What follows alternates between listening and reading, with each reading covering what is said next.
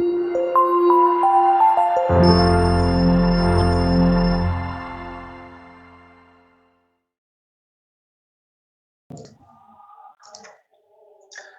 दोस्तों, CGPSC dream academy में आप सभी का स्वागत है। तो दोस्तों, आज हम छत्तीसगढ़ के जुलाई और अगस्त माह के करंट अफेयर को देखेंगे, जो हमारे आने वाले परीक्षा हेतु बहुत महत्वपूर्ण होगी। तो चलिए शुरू करते हैं। छत्तीसगढ़ के किस जिले में फॉसिल पार्क की खोज हुई है? तो बताइए। देखिए, फॉसिल पार्क क्या होता है? फॉसिल पार्क का मतलब ये है कि ऐसा स्थल जहाँ पे हजारों साल पुराने जीवाश्म आज भी संरक्षित हैं। तो ऐसे जीवाश्म जो है हमारे छत्तीसगढ़ के एकमात्र जिला कोरिया में है। तो ध्यान रखेंगे, जो कोरिया में जो जीवाश्म पाया गया है वो 28 करोड़, ठीक है, 28 करोड़ साल वर्ष पुराना है, या 28 करोड़ वर्ष पुराना है। तो ध्यान रखिएगा, राज्य सरकार कोरिया जिले के जो फॉसिल पार्क को संरक्षित करने की योजना बना रही है। यदि हम भारत की बात करते हैं तो भारत में ऐसे 4 फॉसिल पार्क हैं, और यदि हम छत्तीसगढ़ की बात करें तो टोटल कुल 5 फॉसिल पार्क हैं। ध्यान रखिएगा इस बात को, हमारे एग्जाम में आ सकता है। चलिए देखिए, ये 4 फॉसिल पार्क सिक्किम, झारखंड, अरुणाचल प्रदेश और असम में स्थित है। और यदि हम कोरिया जिला की बात करें तो ये प्रदेश का पहला समुद्री जीवाश्म पार्क है। चलिए दूसरा क्वेश्चन बताइए। पूर्व सांसद रमेश बैस वर्तमान में किस राज्य के राज्यपाल बनाए गए हैं? रमेश बैस। तो चलिए इसके बारे में थोड़ा जान लेते हैं, रमेश बैस जी के बारे से। देखिए, रमेश बैस की बात करते हैं तो ये भाजपा से संबंधित है और भाजपा से सांसद रह चुके हैं, ठीक है। तो इन्होंने छत्तीसगढ़ में 7 बार सांसद रह चुके हैं। यदि हम इसके जन्म की बात करें तो इनका जन्म रायपुर में हुआ है, ठीक है दोस्तों। और यदि हम बात कर रहे हैं लोकसभा के बारे में, तो जो 16वां लोकसभा चुनाव हुआ जो कि 2014 में, इसमें ये सांसद बने थे। और अभी वर्तमान में जो लोकसभा का क्रम चल रहा है वो 17वां लोकसभा चल रहा है, जो कि 2019 से प्रारंभ है। तो रमेश बैस जी को, ठीक है दोस्तों, बताइए त्रिपुरा, झारखंड, छत्तीसगढ़, महाराष्ट्र कहाँ के राज्यपाल बनाए गए हैं? देखिए, इन्हें झारखंड के राज्यपाल बनाए गए हैं और इन्होंने 6 जुलाई 2021 से अपना पद ग्रहण भी किया है। यदि हम इसके पूर्व बात करें तो इसके पूर्व त्रिपुरा के राज्यपाल थे, है ना। इसके पूर्व त्रिपुरा के राज्यपाल बनाए गए थे। तो ठीक है दोस्तों, ध्यान रखिएगा इस बात को, ये क्वेश्चन पूछ सकते हैं। और सबसे इंपॉर्टेंट बात ये है, देखिए 2009 में इन्होंने भूपेश बघेल जी को, ठीक है, भूपेश बघेल जी यानी हमारे जो वर्तमान सीएम है उनको 15वीं लोकसभा चुनाव में हरा दिए। चलिए अगला क्वेश्चन देखते हैं। छत्तीसगढ़ के किस जिले को केंद्र सरकार द्वारा नक्सल प्रभावित जिलों में शामिल किया गया है? तो देखिए कि जैसे आप जान रहे हैं कि छत्तीसगढ़ जो है पूरे भारत में नक्सल राज्य के रूप में जाना जाता है। छत्तीसगढ़ जो है नक्सल राज्य के रूप में अपनी पहचान बनाया हुआ है, जो कि नकारात्मक है छत्तीसगढ़ के लिए। और यदि हम देखते हैं तो यदि छत्तीसगढ़ की बात करते हैं तो छत्तीसगढ़ के उत्तर ना, यदि ये छत्तीसगढ़ है, ठीक है, यदि हम छत्तीसगढ़ की बात करें तो छत्तीसगढ़ के दक्षिणी क्षेत्र खासतौर पे नक्सल प्रभावित क्षेत्र है। यहाँ आप देखते होंगे आए दिन कुछ न कुछ घटना यहाँ होती ही रहती है, ठीक है, जिसमें झीरम घाटी या झीरम कांड जो सबसे प्रचलित है। चलिए देखते हैं, जो कि 2013 में हुआ था। देखिए नक्सल प्रभावित जिलों में शामिल किया गया है। देखिए नक्सल प्रभावित जिलों में शामिल किया गया है, तो ये जो है मुंगेली जिला है। यदि हम पूरे छत्तीसगढ़ की बात करें तो छत्तीसगढ़ में, ठीक है, छत्तीसगढ़ में कुल 14 जिले हैं, ठीक है दोस्तों। छत्तीसगढ़ में कुल 14 जिले हैं जिसे नक्सल जिला के रूप में शामिल किया गया है, ठीक है। देखिए ये होता कैसे है, नक्सल जिले के रूप में शामिल करने वाले कौन है? तो जो पुलिस मुख्यालय होते हैं, ठीक है, पुलिस मुख्यालय की ओर से नक्सल जिला घोषित किया जाता है जो राज्य के हैं, ठीक है। ऐसा इसलिए ताकि उस क्षेत्र में विशेष पुलिस बल की स्थापना किया जा सके, ठीक है, थाना की स्थापना किया जा सके, पैरामिलिट्री फोर्स का तैनाती किया जा सकता है, इंटेलिजेंस को वहां रखा जा सकता है ताकि वहां से नक्सली को खदेड़ा जा सके, ठीक है। तो यह जो योजना है, ठीक है, ध्यान रखिए ये एक योजना होता है जिसे बोला गया है सुरक्षा संबंधी व्यय योजना। क्या बोला गया है? सुरक्षा संबंधी व्यय योजना। तो इस योजना के तहत, है ना, राज्य सरकार बोला जाए तो राज्य सरकार किसी जिले को नक्सल प्रभावित जिले के रूप में घोषित कर सकता है या किसी भी जिले को नक्सल मुक्त जिला भी घोषित किया जाता है। जैसे आप समझ रहे हैं इस बार क्या होगा, वो मुंगेली जिला को नक्सल प्रभावित जिले के रूप में शामिल किया गया और बालोद जिला को, ध्यान रखिएगा, बालोद जिला को हटा दिया गया है यहाँ से, ठीक है। तो जो कुल 14 यदि जिला की है, तो इसमें कुल 14 जिले में यदि हम बात करते हैं तो बस्तर संभाग पूरी तरह से है, ठीक है दोस्तों, बस्तर संभाग पूरी तरह से है। उसके बाद यदि हम बात करें तो राजनांदगांव है, ठीक है, राजनांदगांव, धमतरी, धमतरी, महासमुंद, ठीक है, धमतरी, महासमुंद, गरियाबंद, बलरामपुर, ठीक है, बलरामपुर और मुंगेली है। तो इस तरह से कुल 14 जो नक्सल प्रभावित जिलों में शामिल किया गया है। तो देखिए क्या होता है, मैंने बता रहा था कि सुरक्षा संबंधी योजना, ठीक है, इसे बोला जाता है SRE, सिक्योरिटी रिलेटेड एक्सपेंडिचर योजना। तो राज्य सरकार जो है इस जिले में जितने भी व्यय कर रही है, जो भी योजना लेकर आ रही है, जो भी खर्च राज्य सरकार कर रही है ताकि नक्सल उन्मूलन हो सके, तो ऐसी जितने भी व्यय है, इन व्यय को क्या करते हैं, केंद्र सरकार के पास भेजा जाता है और केंद्र सरकार जो है जो भी व्यय राज्य सरकार द्वारा किया जा रहा है तो केंद्र सरकार वित्तीय सहायता देती है। यदि मान लीजिए 100 करोड़ रुपया खर्च होता है केंद्र राज्य सरकार द्वारा, तो केंद्र सरकार लगभग 100 करोड़ रुपए राज्य को प्रदान करती ताकि वहां से नक्सल उन्मूलन हो सके। तो ध्यान रखिएगा इस बात को कि केंद्र सरकार द्वारा नक्सल प्रभावित जिलों में शामिल किया गया है। ये यहाँ पे केंद्र नहीं होगा, ठीक है दोस्तों। चलिए आगे देखते हैं।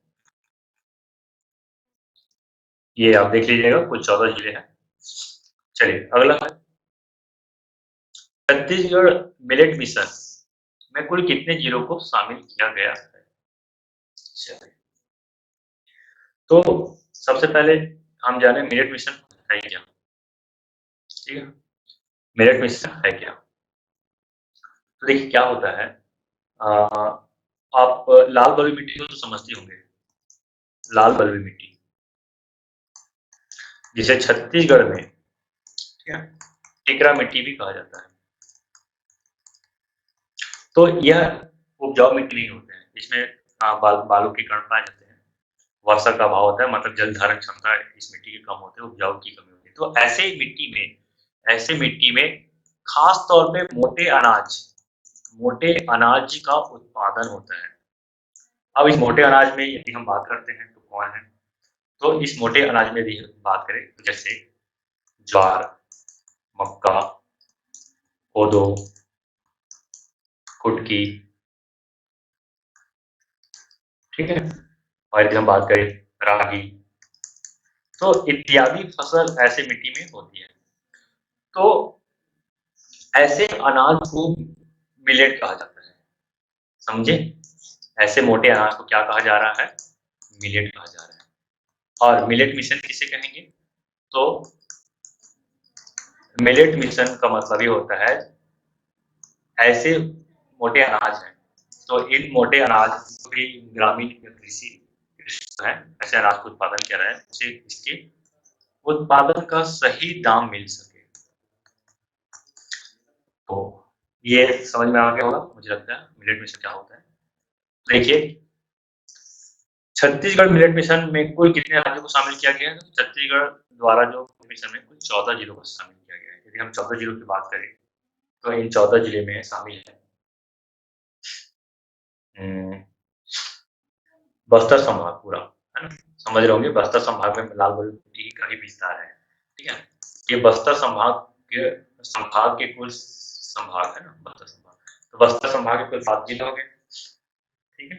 फिर सरगुजा सरगुजा संभाग, ठीक है? एक मिनट,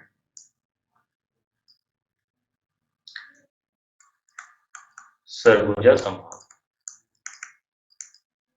तो सरगुजा संभाग के कितने, इसमें सरगुजा जिला को छोड़ दिया जाए, ठीक? उसके बाद राजनांदगांव, कवर्धा और गौरेला पेंड्रा मरवाही, तो ये कुल 7 जिलों में मिलेट मिशन प्रारंभ किया गया है। छत्तीसगढ़ में कुल 20 जिले हैं जहां कोदो कुट की रागी का उत्पादन किया जा रहा है, लेकिन राज्य सरकार द्वारा अभी 14 जिलों में ही मिलेट मिशन योजना का प्रारंभ किया गया है, ठीक है? और ऐसा करने वाले छत्तीसगढ़ जो है पूरे देश में प्रथम राज्य है, ध्यान रखिएगा। मिलेट मिशन के तहत राज्य सरकार का जो उद्देश्य है कि समर्थन मूल्य पर इन फसलों को खरीदी जा सके, और राज्य सरकार द्वारा कोदो कुट की और रागी को समर्थन मूल्य पर खरीदा जा रहा है, तो इस बात को ध्यान रखिएगा। इसका प्रोसेसिंग किया जा सके, कृषकों को इसका सही दाम, तो छत्तीसगढ़ सरकार जो है हैदराबाद के जो मिलेट इंस्टीट्यूट है वहां से MOU भी किए हैं, तो इस चीज को ध्यान रखिएगा। हैदराबाद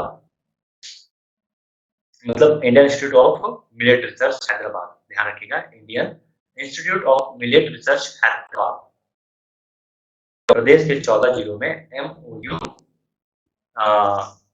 पर हस्ताक्षर किया गया है। तो मिलेट मिशन में कुल कितने जिले शामिल है? तो 14 जिले शामिल है, ध्यान रखिएगा। चलिए आगे देखते हैं। चलिए ये थोड़ा है, पढ़ लीजिएगा आप इसको। दोस्तों इसका PDF मैं अपने टेलीग्राम चैनल, ध्यान रखिएगा, यदि आपको इसका PDF चाहिए, यदि आपको इसका PDF चाहिए तो हमारे टेलीग्राम चैनल जो है, ठीक है, Telegram channel CPSC dream academy, CPSC dream academy पर आप जाइए, वहां आपको यह PDF मिल जाएगा। चलिए अगला क्वेश्चन है हमारा, केंद्र सरकार द्वारा छत्तीसगढ़ के किस कृषि विज्ञान केंद्र को सर्वश्रेष्ठ कृषि विज्ञान के रूप में पुरस्कृत किया गया है? सर्वश्रेष्ठ कृषि विज्ञान, तो केंद्र सरकार द्वारा जो है कोरिया जिले के कृषि विज्ञान केंद्र को पुरस्कार प्रदान किया गया। ध्यान रखिएगा, भारतीय कृषि अनुसंधान परिषद ICMR, भारतीय कृषि अनुसंधान परिषद के 93 है ना स्थापना दिवस पर,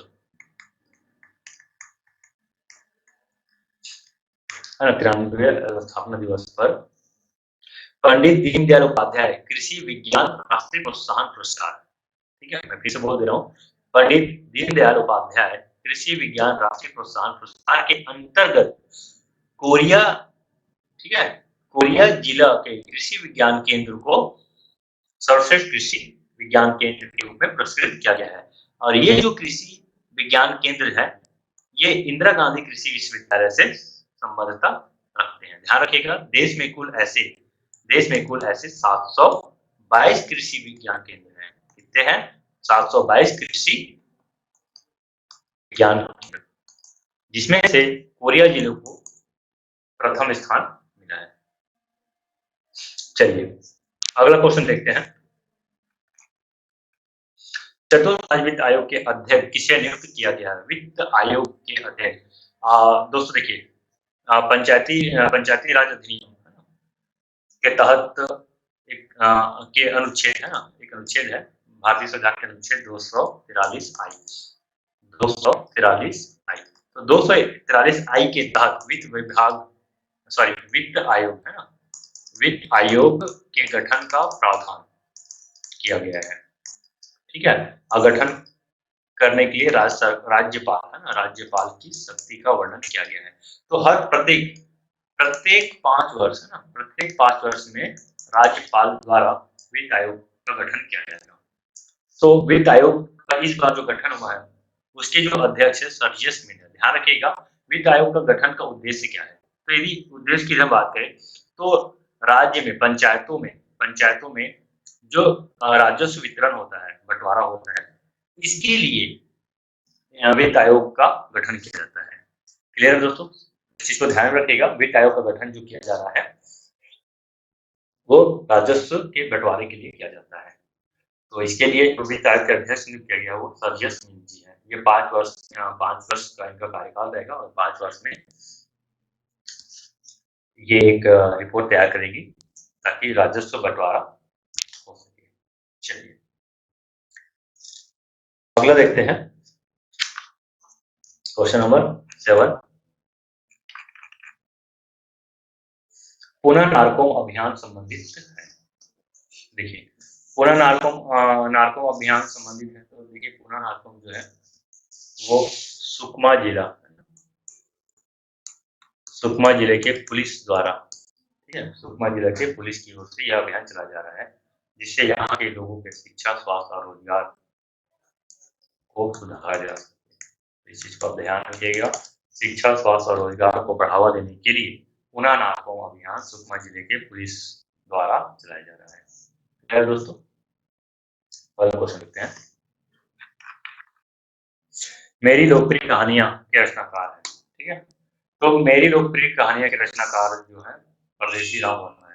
हाल ही में राज्य सरकार द्वारा इनकी पुस्तक है ना, मेरी लोकप्रिय कहानियां का विमोचन किया गया है। इसलिए यह क्वेश्चन बहुत इंपॉर्टेंट है। हो सकता है आने वाले परीक्षा में यह क्वेश्चन पूछा जा सके कि मेरी लोकप्रिय कहानियां के रचनाकार कौन है। तो ध्यान रखिएगा दोस्तों, इसका रचनाकार जो है परदेसी राम वर्मा जी।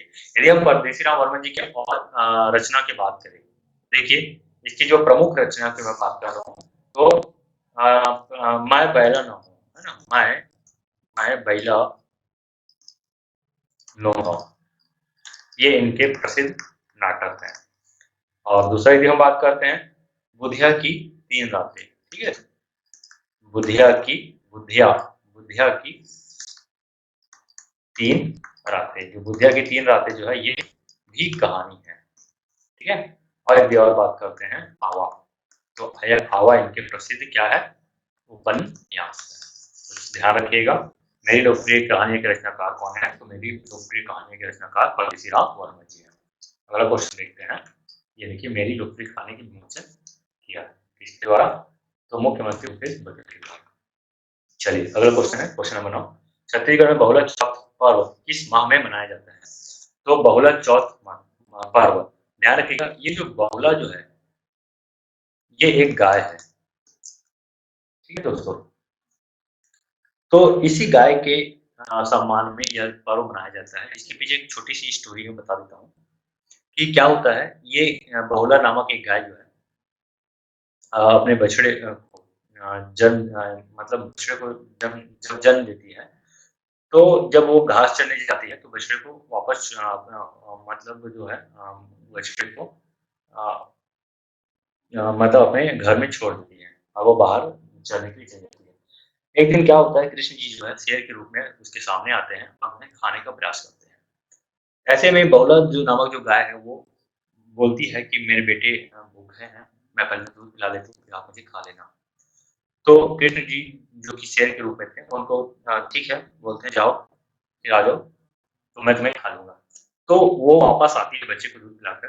तो ऐसे में कृष्ण जी बहुत प्रसन्न होते हैं और उनको अपने रूप का दर्शन कराते हैं और बोलते हैं कि मैं तुम्हारी परीक्षा ले रहा था।